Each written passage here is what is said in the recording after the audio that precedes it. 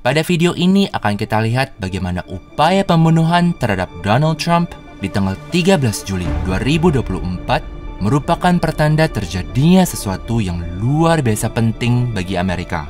Tanpa menyadari ada sebuah peluru melaju cepat ke arah kepalanya, Donald Trump memiringkan kepalanya sedikit, kurang dari 2,5 cm. Akibat miring kepalanya ini, peluru itu mengenai bagian luar telinganya, alih-alih mengenai kepala Trump dan menewaskannya. If you want to really see something that said, take a look at what happened.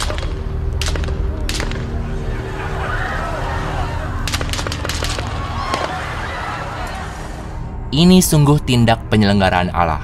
Pada animasi ini kita bisa melihat bahwa kemiringan kepala Trump sedikit itu menyelamatkan nyawanya dari beberapa tembakan yang nyaris langsung kena kepalanya.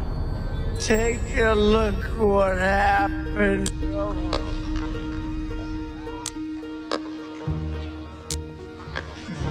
Waktu bergeraknya kepala Trump ini memungkinkan dia lolos dari ajal. Dan ini jelas hasil campur tangan Allah. Boleh dikata sebuah mukjizat. Sejumlah penembak jitu ahli juga telah berkata bahwa tembakan yang dilepaskan ke arah Trump itu gampang sekali dibuat dan boleh diperkirakan akan menewaskannya. But we have to figure out why something within 200 yards. Think about this, Jesse, 200 yards. That means that an average rifle that holds 1 minute of angle would hold a 2-inch grouping if you just shot it straight off the deck, meaning on a platform. So now you're talking about 160, which is 1.6 inches, is what its grouping capabilities are. The average head is what? 6 by 8, shoulder to shoulder is 20 inches, head to waist is 40 inches, and President Trump's a very large man. This is a shot that within 5 minutes I could teach you to make 9 out of 10 times. So this is divine intervention. Namun, Tuhan bisa saja menghentikan penembakan itu sebelum terjadi. Bisa saja Tuhan memastikan calon pembunuh atau para calon pembunuhnya ditangkap sebelum mereka menarik pelatuk. Lagi pula, sebelum penembakan itu terjadi, beberapa orang mewanti-wanti aparat penegak hukum tentang adanya seorang pria mencurigakan yang rupa-rupanya adalah Thomas Crooks. We noticed a guy crawling, bear crawling up the roof of the building beside us, 50 feet away from us. So we're standing there, we're pointing at the guy crawling up the roof. And he had a gun, right? He had a rifle. A rifle. We could clearly see him with a rifle. Absolutely. We're pointing at him. The police are down there running around on the ground. We're like, hey man, there's a guy on the roof with a rifle. And the police are like, huh, what? Like they didn't know what was going on. We're like, hey, right here on the roof. We can see him from right here. We see him. He's crawling. And next thing you know, I'm thinking to myself, why is Trump still speaking? Why have they not pulled him off the stage? I'm standing there pointing at him for, 2-3 minutes. Secret Service is looking at us from the top of the barn. I'm pointing at that roof, just standing there like this. And next thing you know, 5 shots ring out. Tetapi, Tuhan membiarkan terjadinya serangkaian peristiwa yang menakjubkan ini. Peristiwa yang oleh beberapa orang mungkin dikata sebuah mukjizat. Tuhan juga membiarkan peristiwa ini terekam di video, sehingga bisa disaksikan oleh seluruh dunia. Mengapa? Mengapa Tuhan membiarkan Donald Trump, yang boleh dibilang sebagai orang paling terkenal di dunia, dihajar di depan umum pada telinga kanannya, dan sebagian telinganya itu robek, namun lolos dari maut secara luar biasa, dan mungkin dikata mukjizat oleh beberapa orang, suatu peristiwa yang jelas adalah campur tangan Allah. Mengapa? Tanda ini diberikan Tuhan kepada Amerika. Menurut kepercayaan saya, peristiwa ini melambangkan sesuatu yang sangat penting bagi Amerika sebagai sebuah bangsa. Dan bahwa ini ada hubungannya dengan kisah Alkitab tentang pengkhianatan terhadap Yesus di Taman Getsemani. Sebelum saya lanjutkan, harap dicatat bahwa kami tidak membandingkan Donald Trump dengan Yesus. Sebaliknya, kami menunjukkan seturut kepercayaan kami bagaimana peristiwa ini memuat sebuah pesan atau simbol Alkitabiah untuk Amerika sebagai sebuah bangsa. Pertama-tama, Donald Trump mengalami luka yang cukup parah di bagian telinga. Bagian atas telinganya benar-benar robek.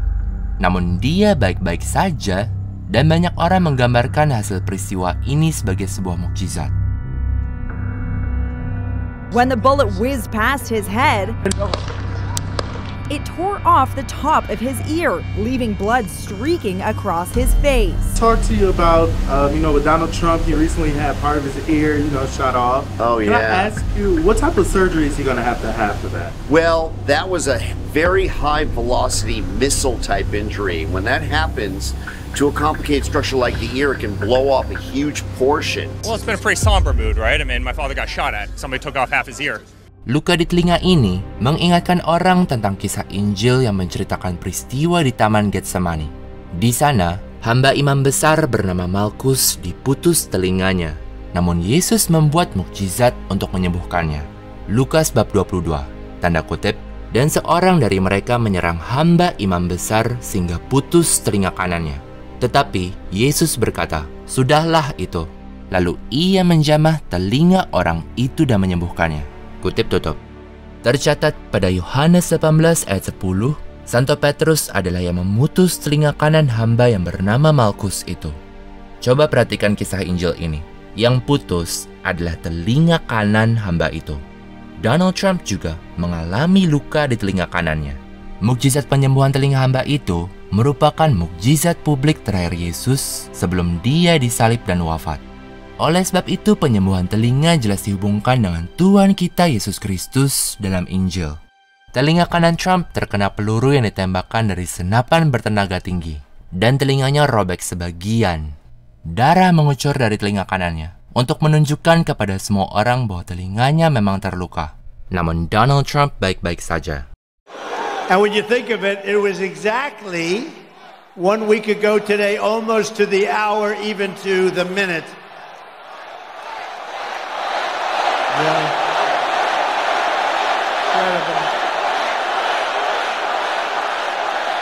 Incredible.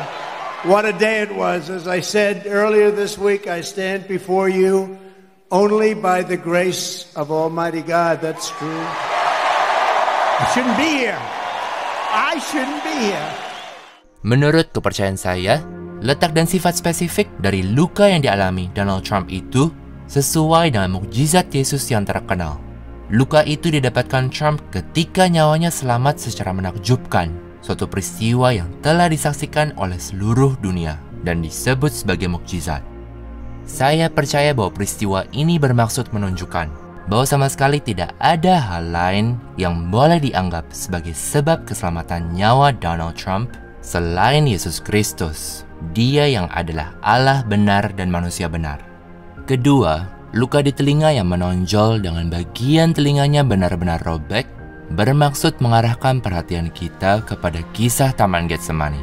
Sebab yang terjadi di Taman Getsemani adalah suatu pengkhianatan. Ini pengkhianatan paling signifikan dalam sejarah. Di taman itu, Yesus Kristus dikhianati oleh Yudas, dan peristiwa ini mengakibatkan penangkapan serta wafat Yesus. Meskipun Donald Trump punya masalah cukup besar, dia pada kenyataannya melambangkan apa yang tersisa dari pemerintahan Amerika yang sah. Oposisi yang berkonspirasi melawan dia, yang telah melibatkan penuntutan politik yang tidak masuk akal selama bertahun-tahun, dan telah tereskalasi menjadi upaya pembunuhan baru-baru ini, merupakan pengkhianatan luar biasa besar dan kudeta secara de facto terhadap Amerika. Ada banyak orang yang berkata, tidak mungkin dinas rahasia Amerika Serikat membiarkan anak usia 20 tahun itu naik ke atas atap, tempat dia bisa menembak langsung ke arah Donald Trump dalam jarak sekitar 183 meter. Orang ini, atau orang lain kalau Anda yakin ada penembak lain, mampu membidik sedemikian rupa dari jarak seperti itu.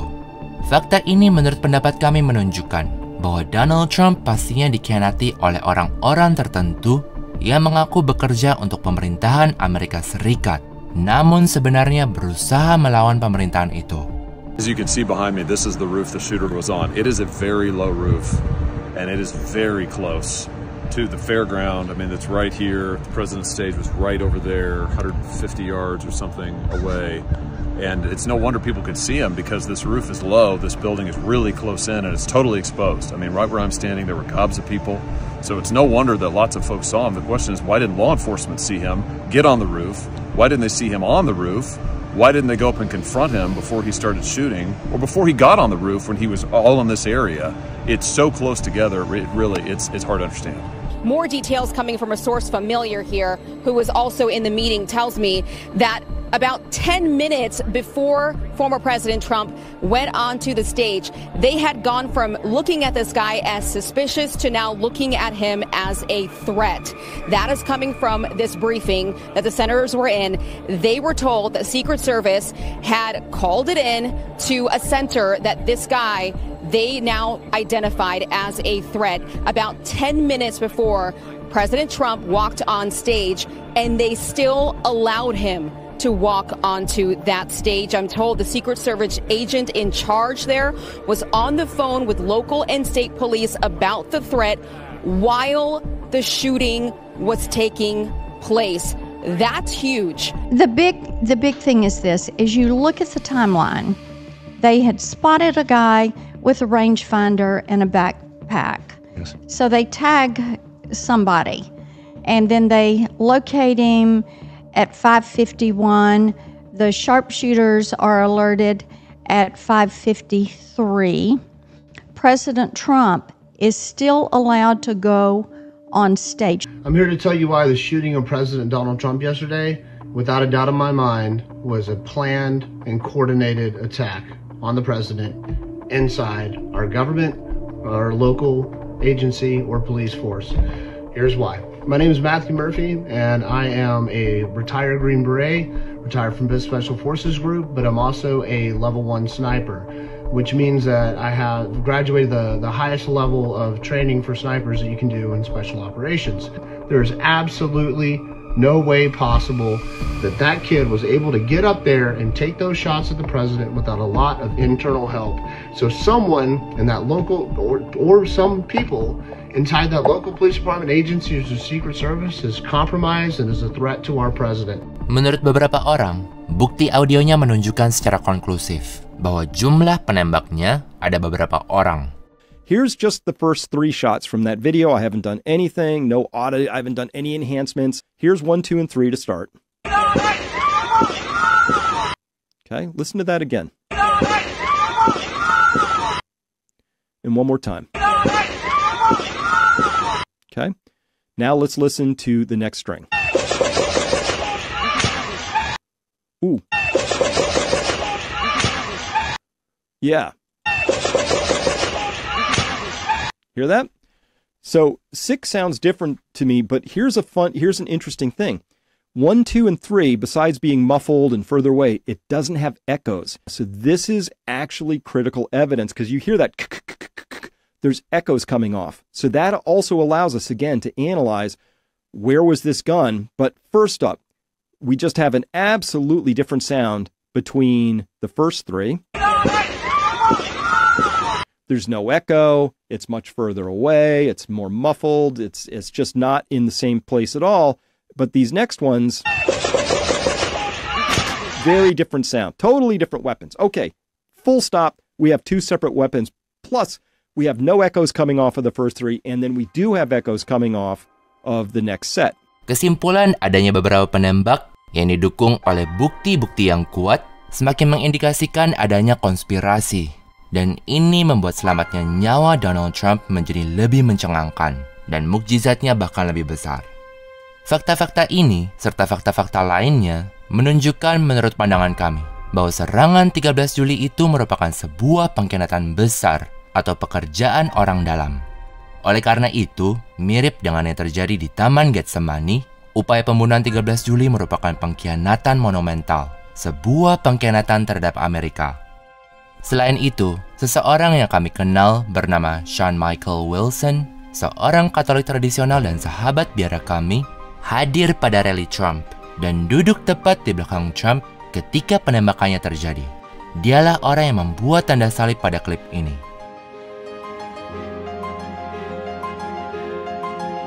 Ia juga ada pada klip ini. Kesaksiannya sebagai saksi mata membantu untuk membantah mereka yang secara keliru mengklaim bahwa peristiwa itu adalah rekayasa. Tidak, itu adalah penembakan sungguh-sungguhan. Hello, my name is Sean Michael Wilson. I'm from the city of Pittsburgh, Pennsylvania, and I was in the audience behind Donald Trump during the attempted assassination in Butler, Pennsylvania. I was about 30 feet behind President Trump when the event occurred. Prior to the event, when President Trump walked onto the stage, I made the sign of the cross, so that God would protect him throughout the event in case something were to happen. During the speech, I heard about 6 or 7 shots that sounded like large, loud firecrackers coming from my right. I then heard 1 to 3 louder bangs coming from my left. Then I looked and saw Donald Trump being still piled on, and not knowing whether he even was alive or not, I once again made the sign of the cross. Immediately thereafter, he rose up, and the famous image of him shaking his fist at the audience to reassure them that he was all right and to be strong happened. From my perspective, I couldn't see him from the front, but from the back, he had clear streaks of reddish pinkish across his blonde hair, from his right ear all across the back of his head. And I do believe that this was divine intervention by God. As I mentioned, I am a traditional Catholic. I am a strong supporter of Most Holy Family Monastery and their material, and I highly recommend anybody to view their material. Ketiga, peristiwa-peristiwa di Taman Getsemani, termasuk luka di telinga kanan yang menonjol, sebuah mukjizat dan pengkhianatan, berulang kali digambarkan dalam Injil sebagai sesuatu yang menyedihkan atau mendukakan. Pada Matius 26 kita membaca bahwa di taman itu, Tuhan Yesus mulai merasa sedih dan berduka. Dan Tuhan berkata, "Hatiku sangat sedih, seperti mau mati rasanya." Di Lukas bab 22, kita membaca bahwa di taman itu, para murid tertidur karena duka cita atau kesedihan. Maka, selain luka di telinga kanan yang menonjol, sebuah mukjizat dan pengkhianatan, peristiwa di Taman Getsemani juga diwarnai dengan kesedihan. Berikut ini kata-kata terakhir Donald Trump sebelum dia ditembak. If you want to really see something that's said, take a look at what happened.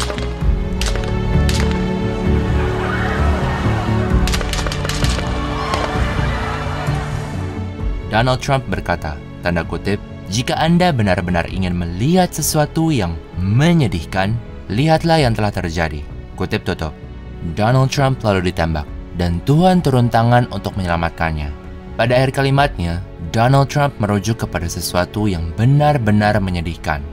Menurut kami, itu bukan hanya suatu kebetulan. Ini adalah kaitan lain dengan Taman Getsemani. Bahkan, berikut ini tanda resmi dari Butler Farm Show, tempat acara rally Trump dan upaya pembunuhannya terjadi. Tanda resmi itu dikelilingi oleh taman. Selain itu, Butler Farm Show menampilkan para tukang kebun dan makanan hasil kebun. Dan juga, dalam Matius 26 ayat 46, kita membaca bahwa kata-kata terakhir Yesus sesaat sebelum dia dikhianati adalah tanda kutip, "Lihat, yang mengkhianati aku sudah mendekat." Kutip tutup. Kata dalam bahasa Yunani, idu, berarti lihat. Dan setelah merujuk pada apa yang benar-benar menyedihkan, kata-kata terakhir Donald Trump sebelum dia ditembak adalah sebagai berikut. If you want to really see something that's said, take a look at what happened.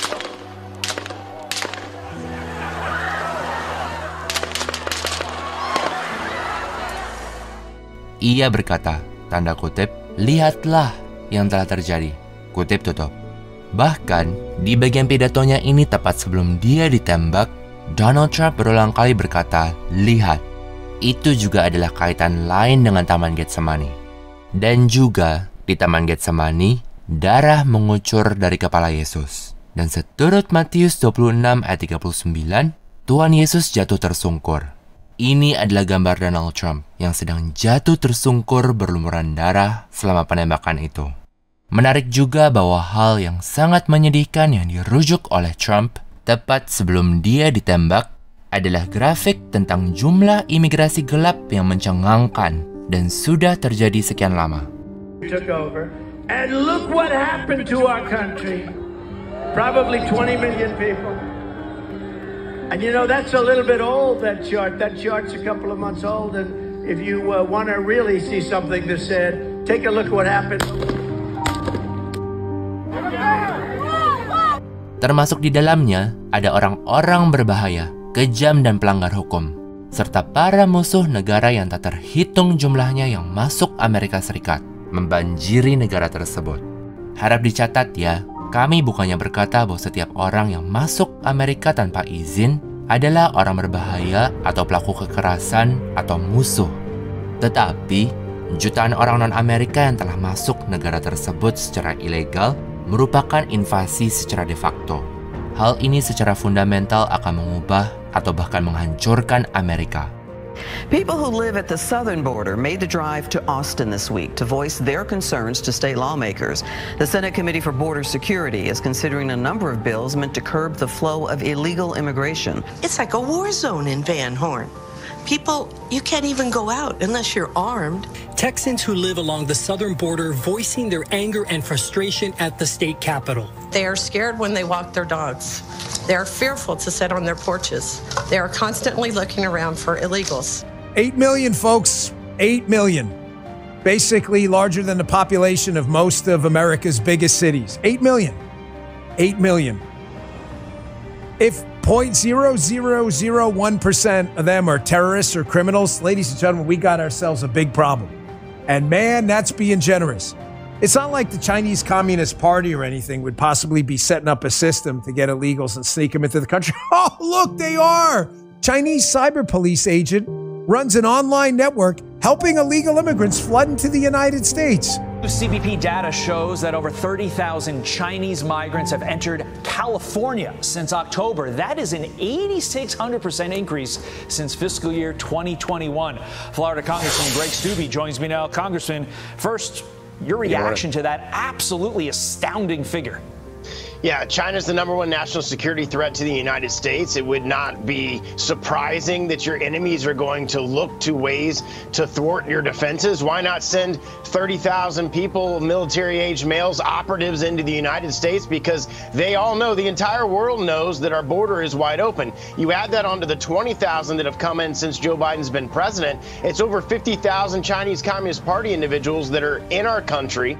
Masuk akal jika sebelum dia ditembak, Donald Trump merujuk pada invasi yang merupakan pengkhianatan monumental terhadap Amerika yang dilakukan oleh para pemimpin yang tidak sah di Washington. Sebelum melanjutkan, harus kami catat ada beberapa hal yang dilakukan dan didukung oleh Donald Trump, baik pada perkara moral maupun dalam beberapa kasus terkait kebijakan luar negerinya yang sangat tidak kami setujui. Pada perkara-perkara tersebut, kami sangat kritis terhadap dia. Namun betapapun besarnya kekurangan yang dia punya, Donald Trump bukan seorang konspirator globalis. Dia itu tokoh politik utama yang boleh dibilang melambangkan rintangan terakhir terhadap pengambil alihan penuh Amerika dan dunia bebas oleh kaum sayap kiri, komunis dan globalis yang berkuasa secara tidak sah. And I will never allow the creation of a central bank digital currency. Oleh karena itu, negara bayangan dan para konspirator sangat menentang Donald Trump dalam upayanya mendapat kekuasaan. Itulah sebabnya, mereka saat ini mencoba menjebloskannya ke dalam penjara dan secara politik menggugat hukum para pendukungnya.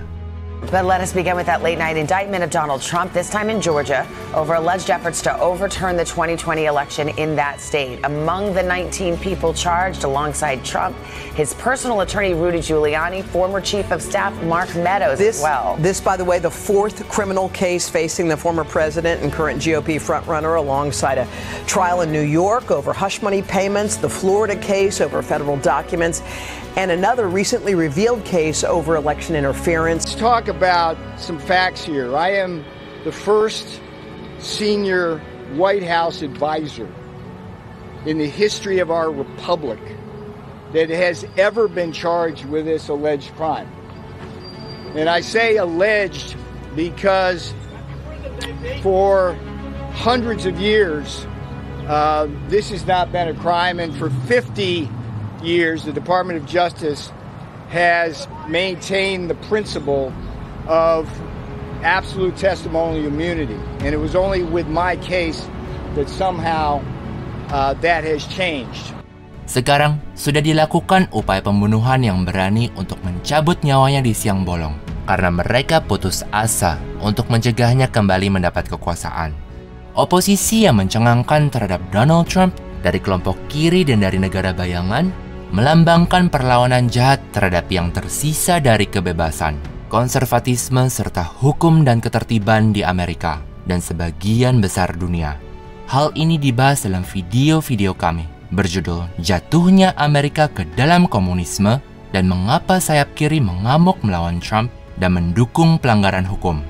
Mereka yang mengklaim bahwa tidak ada perbedaan antara orang seperti Donald Trump dan rezim tidak sah yang pada saat ini menduduki Washington, orang-orang itu salah besar. Coba pertimbangkan pembatalan kasus Roe v. Wade, kasus hukum yang memberi tanda kutip hak aborsi pada tingkatan federal atau nasional. Ini salah satu contoh perbedaan yang sangat besar. And last year, those justices ruled to end Roe v. Wade, and now... Ada alasan lipat 3. Pengkhianatan terhadap Amerika ini cukup signifikan di mata Tuhan, sehingga ia mengizinkannya ditandai dengan serangkaian peristiwa luar biasa. Pertama-tama, Amerika telah menjadi negara besar paling bebas di dunia dalam sejarah baru-baru ini. Dan oleh karena itu, terlepas dari banyak masalahnya, Amerika merupakan penghalang terbesar bagi komunisme global dan pengambil alihan dunia oleh kaum globalis. Kedua, selama beberapa ratus tahun terakhir, orang-orang di Amerika telah mengalami kesuksesan yang luar biasa dan punya peran khusus dalam menyebarkan iman Katolik sejati. Dan ketiga, orang-orang di Amerika telah memainkan peran utama dalam melestarikan iman Katolik sejati selama masa kemurtatan besar saat ini. Waktu upaya pembunuhan ini juga mendukung kesimpulan bahwa ini adalah pengkhianatan orang dalam yang dilakukan oleh negara bayangan. Peristiwa ini terjadi tepat sebelum Konvensi Nasional Partai Republik dan tepat sebelum Trump memilih calon wakil presidennya. Dengan membunuh Trump sebelum ia menyebut calon penggantinya, negara bayangan bermaksud membuat kekacauan pada Partai Republik tanpa ada orang yang jelas untuk mengisi posisi Trump. Menarik juga bahwa tersangka penembaknya bernama Crooks, nama yang dalam bahasa Inggris berarti para penjahat. Dan nama orang yang disebut-sebut sebagai kepala dinas rahasia adalah Cheadle. Kata cheat dalam bahasa Inggris berarti berbuat curang. Menarik pula bahwa sebelum menjadi presiden pertama Amerika Serikat, George Washington tanda kutip nyaris direnggut ajal ketika seorang penduduk asli Amerika menembaknya dari jarak dekat. Peristiwa itu terjadi hanya sekitar 14 mil barat daya Butler, Pennsylvania. Sekarang, Donald Trump yang mungkin akan menjadi presiden Amerika Serikat terakhir nyaris direnggut ajal di daerah yang sama. Kami percaya bahwa negara bayangan telah berencana membunuh Trump dan kemudian melakukan serangkaian tanda kutip serangan teror dalam negeri. Serangan teror palsu itu akan mereka tuduhkan kepada para pendukung Trump atau kaum konservatif yang digadang-gadang melakukan pembalasan. Narasi ini lalu akan mereka gunakan untuk menggencet kaum konservatif, merampas hak-hak mereka, atau menjebloskan mereka ke dalam penjara. Negara bayangan telah bertahun-tahun menyebarkan propaganda. Menurut propaganda mereka, ada ancaman nyata terhadap Amerika yang dapat ditemukan di kalangan warga negara Amerika berhaluan konservatif dan sayap kanan. Menyusul gagalnya upaya pembunuhan terhadap Donald Trump ini, ada kemungkinan negara bayangan masih berencana membuat tanda kutip serangan teror dalam negeri dan menuduh kaum konservatif atau pendukung Donald Trump melakukan pembalasan. Narasi palsu tersebut kemudian dapat mereka gunakan untuk mengalihkan perhatian dari upaya pembunuhan yang lancang terhadap Donald Trump ini, membuat kaos di Amerika Serikat dan semakin menggencet kaum yang disebut-sebut sayap kanan. Pendek kata, alasan peristiwa 13 Juli jelas bertepatan dengan aspek-aspek yang terjadi di Taman Getsemani adalah seperti Yesus dikhianati dan diserahkan kepada maut di Taman Getsemani. Amerika juga telah dikhianati dan diserahkan kepada maut oleh rezim tidak sah di Washington. Invasi de facto terhadap negara tersebut dan masih banyak lagi. Tuhan telah membiarkan pengkhianatan ini terjadi sebagai hukuman atas dosa-dosa manusia, terutama dosa seksual dan percabulan, seperti yang sudah kami sebutkan dalam berbagai video. Maka meskipun kami senang karena Donald Trump selamat dan Tuhan campur tangan untuk menyelamatkan nyawanya, menurut kami peristiwa ini secara keseluruhan menandakan sesuatu yang mengkhawatirkan bagi Amerika. Upaya pembunuhan orang dalam terhadap Donald Trump dan kejadian-kejadian luar biasa di sekitarnya menurut saya merupakan pertanda yang diberikan Tuhan kepada Amerika bahwa negara tersebut telah dikhianati dan sedang berada di ambang kematian. Itulah sebabnya saya percaya peristiwa ini punya hubungan begitu jelas dan tidak terpungkiri dengan peristiwa-peristiwa di Taman Getsemani dalam berbagai macam aspeknya. Di bulan Juli 2024, nyawa Amerika sebagai sebuah bangsa sedang tergantung pada seutas benang. Dan ini juga terlihat dari banyak hal yang terjadi di negara tersebut pada beberapa tahun terakhir. Yesus menggambarkan pengkhianatannya di taman sebagai saat kuasa kegelapan. Menurut kepercayaan saya, sedang terjadi saat kegelapan yang dahsyat di Amerika. Ketika Anda mempertimbangkan semua kejahatan moral yang terjadi di negara tersebut, ditambah pengkhianatan terhadap negara itu oleh sebuah rezim yang tidak sah. Sekarang, Tuhan kita Yesus Kristus setelah dikhianati dan berserah nyawa dengan kuasanya sendiri, tentu saja sudah bangkit kembali. Akankah Amerika yang saat ini berada di ambang kematian benar-benar musnah? Atau akankah negara itu berlanjut dalam suatu bentuk yang baru? Akankah negara itu terjerumus ke dalam perang saudara dan kekacauan dan menjadi terpecah belah? Akankah ia terjerat dalam perang yang menghancurkan dengan negara asing? Atau setelah pengkhianatan ini dan setelah mencapai ambang kematian, akankah Amerika mengalami kebangkitan singkat? Saya kira kita akan segera tahu. Tetapi saya percaya bahwa Tuhan mengizinkan serangkaian peristiwa yang luar biasa ini terjadi di mata dunia, bertepatan dengan aspek pengkhianatan di Taman Getsemani, untuk memberi isyarat bahwa situasinya sangat genting.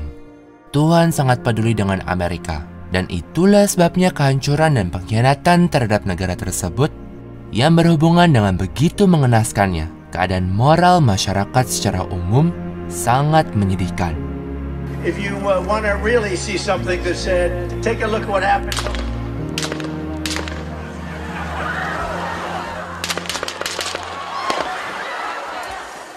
Keadaan Amerika saat ini terhubung dengan peristiwa-peristiwa kemurtatan besar dan keadaan dunia secara keseluruhan. Untuk penjelasan soal yang terjadi di Roma saat ini dan apa saja yang harus dilakukan, harap kunjungi situs internet kami, vaticankatolik.id. Dan untuk menganut iman Kristen sejati dan diselamatkan, orang harus menganut iman Katolik tradisional, seperti yang dijelaskan dalam materi kami.